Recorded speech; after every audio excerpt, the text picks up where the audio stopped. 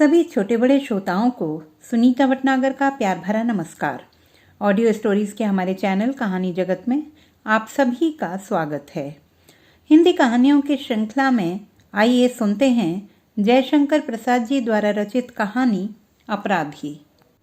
वनस्थली के रंगीन संसार में अरुण किरणों ने इठलाते हुए पदार्पण किया और वे चमक उठी। देखा तो कोमल किसलय और कुसुमों की पंखुड़ियां वसंत पवन के पैरों के समान हिल रही थीं। पीले पराग का अंगराग लगने से किरणें पीली पड़ गईं। बसंत का प्रभात था। युवती कामिनी मालिन का काम करती थी। उसका कोई और न था। वह इस कुसुम कानन से फूल चुन ले जाती और माला बनाकर बेचती। कभी कभी उसे उपवास भी करना पड़ता, पर वह यह काम न छोड़ती। आज भी वह फूले हुए कचनार के नीचे बैठी हुई अर्धविकसित कामिनी कुसुमों को बिना बेधे हुए फंदे देकर माला बना रही थी। भंवर आए, गुनगुनाकर चले गए। बसंत के दूतों का संदेश उसने न सुना। मलय पवन अंचल उड़ाकर रूखी लटों को बिखराकर हट गया। मालिन बेसुध थी।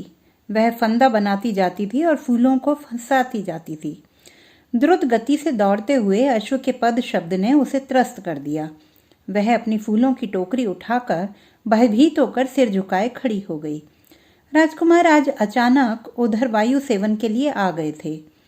उन्होंने दूर ही से देखा, समझ गए कि वह युवती त्रस्त है।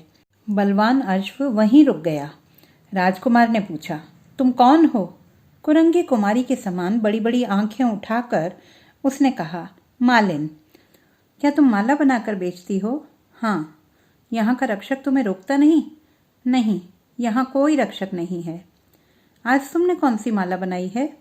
यही कामिनी की माला बना रही थी। तुम्हारा नाम क्या है? कामिनी। वाह, अच्छा तुम इस माला को पूरी करो, मैं लौट कर उसे लूँगा। डरने पर भी मालिन ढीठ थी। उसने कहा, धूप निकल आने पर कामिनी का सौरभ कम हो जाएगा। मैं शीघ्र आऊँगा, कहकर राजकुमार चले गए। मालिन ने माला बना डाली। किरणें प्रतीक्षा में लाल पीली होकर धवल हो चली। राजकुमार लौटकर नहीं आए। तब उसी ओर चली जिधर राजकुमार गए थे। युवती बहुत दूर न गई होगी कि राजकुमार लौटकर दूसरे मार्ग से उसी स्थान पर आए। मालिन को न देखकर पुकारने लगे, मालिन, ओ मालिन। दूरागत कोकिल की पुकार सा वह स्वर उसके कानों में पड़ा था। वह लौट आई। हाथों में कामिनी की माला लिए वह वन लक्ष्मी के समान लौटी। राजकुमार उस दिन सौंदर्य को सकुतूहल देख रहे थे। कामिनी ने माला गले में पहना दी। राजकुमार ने अपना कौशेय उष्णीश खोलकर मालिन के ऊपर फेंक दिया। कहा, जाओ इसे पहन कर आओ। आश्चर्य और भय से लताओं के झुरमुट में जाकर उसने आज्ञानुसार कौशेय वसन पहना। बाहर आई तो उज्ज्वल किरणें उसके अंग अंग पर हंसते हंसते लोटपोट हो रही थी। राजकुमार मुस्कुराए और कहा, आज से तुम इस कुसुम कानन की वनपालिका हुई हो, स्मरण रखना। राजकुमार चले गए। मालिन किंग कर्तव्य विमूढ़ होकर मधुक वृक्ष के नीचे बैठ गई। बसंत बीत गया। गर्मी जलाकर चली गई। कानन में हरियाली फैल रही थी। श्यामल घटाएं आकाश में और शत से शोभा धरणी पर एक सघन सौंदर्य का सृजन कर रही थी। वनपालिका के चारों ओर मयूर घेर कर नाचते थे। संध्या में एक सुंदर उत्सव हो रहा था। रजनी आई। वनपालिका के कुटीर को तम ने घेर लिया। मूसलाधार वृष्टि होने लगी। युवती प्रकृति का मद विह्वल लास्य था। वनपालिका पर्ण कुटीर के वातायन से चकित होकर देख रही थी। सहसा बाहर कंपित कंठ से शब्द हुआ, आश्रय चाहिए। वनपालिका ने कहा, तुम कौन हो? एक अपराधी। तब यहाँ स्थान नहीं है। विचार कर उत्तर दो। कहीं आश्रय न देकर तुम अपराध न कर बैठो। वनपालिका विचारने लगी। बाहर से फिर सुनाई पड़ा, विलंब होने से प्राणों की आशंका है। वनपालिका निसंकोच उठी और उसने द्वार खोल दिया। आगंतुक ने भीतर प्रवेश किया। वह एक बलिष्ठ युवक था। साहस उसकी मुखाकृति थी। वनपालिका ने पूछा, तुमने कौन सा अपराध किया है? बड़ा भारी अपराध है, प्रभात होने पर सुनाऊंगा। इस रात्रि में केवल आश्रय दो, कहकर आगंतुक अपना आर्द्र वस्त्र निचोड़ने लगा। उसका स्वर विकृत और वदन नीरस था। अंधकार ने उसे और भी अस्पष्ट बना दिया था। युवती वनपालिका व्याकुल होकर प्रभात की प्रतीक्षा करने लगी। सहसा युवक ने उसका हाथ पकड़ लिया। वह त्रस्त हो गई, बोली, अपराधी? यह क्या? अपराधी हूँ सुंदरी। अब की बार उसका स्वर परिवर्तित था। पागल प्रकृति पर्णकुटी को घेर कर अपनी हंसी में फूटी पड़ती थी। वह कर स्पर्श उन्मादकारी था। कामिनी की धमनियों में बाहर के बरसाती नालों के समान रक्त दौड़ रहा था। युवक के स्वर में परिचय था, परंतु युवती की वासना के कुतूहल ने भय का बहाना खोज लिया। बाहर करकापात के साथ ही बिजली कड़की। वनपालिका ने दूसरा हाथ युवक के कंठ में डाल दिया।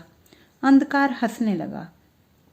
बहुत दिन बीत गए, कितने ही बरस आए और चले गए। वह कुसुम कानन जिसमें मोर, शुक और पिक फूलों से लदी झाड़ियों में विहार करते थे, अब वह जंगल हो गया। अब राजकुमार वहां नहीं आते थे।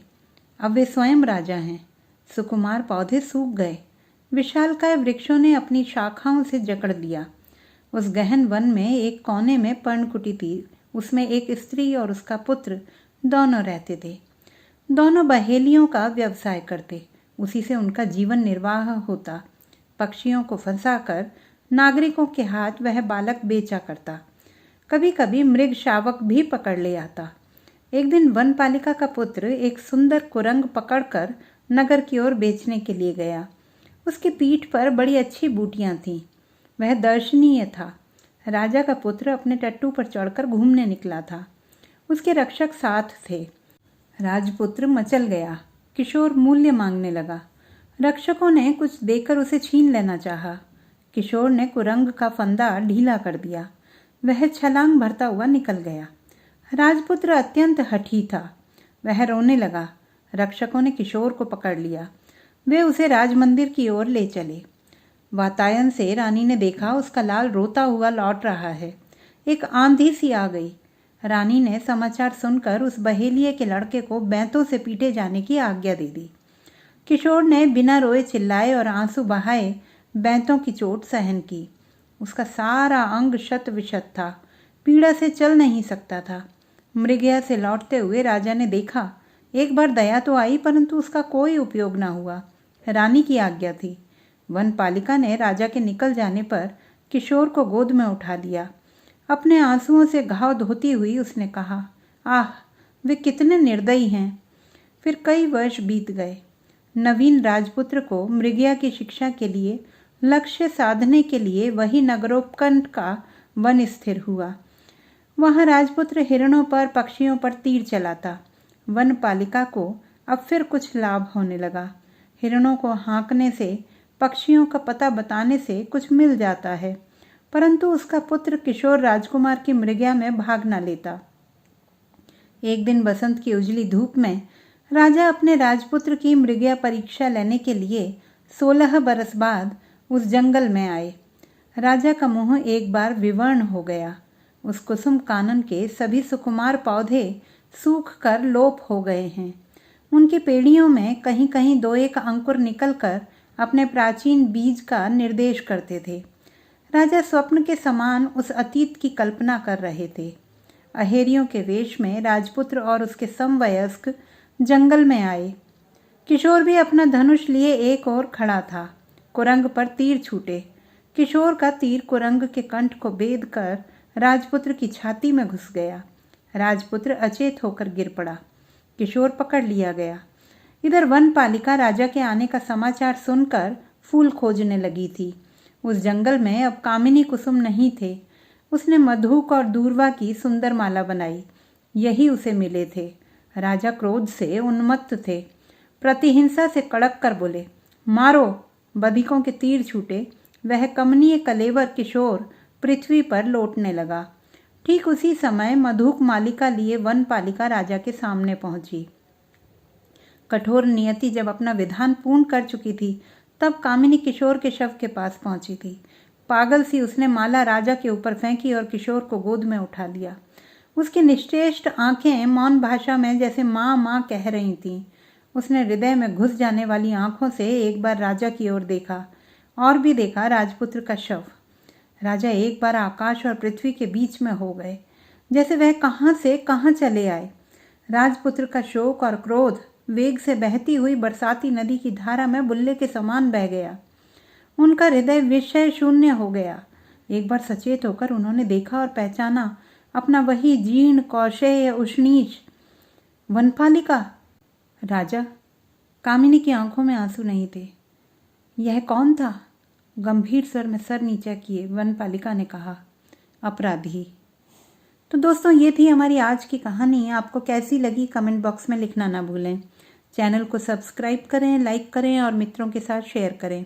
दोस्तों, यदि आप कविताएं पढ़ने में रुचि रखते हैं तो मेरा प्रथम काव्य संग्रह है स्पंदन पढ़ना ना भूलें।